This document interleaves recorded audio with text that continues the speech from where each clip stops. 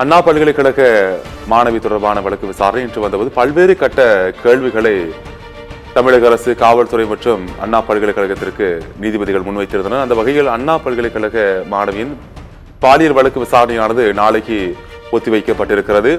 மேலும் பதில்களை அறிக்கையாக தாக்கல் செய்ய அண்ணா பல்கலைக்கழகத்திற்கும் தமிழக அரசிற்கும் தற்போது நீதிபதிகள் உத்தரவு பிறப்பித்திருக்கின்றனர்.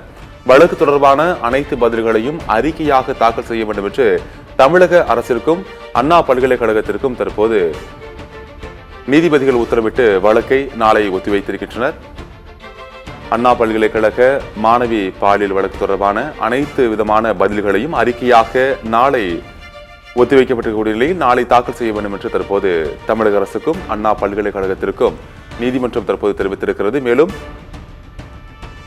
நிர்பயா நிதி தற்போது எந்த அளவுக்கு பயன்படுத்தப்பட்டிருக்கிறது என்பது குறித்து உயர்நீதிமன்ற நீதிபதிகள் கேள்விகளை எழுப்பியிருக்கின்றனர்.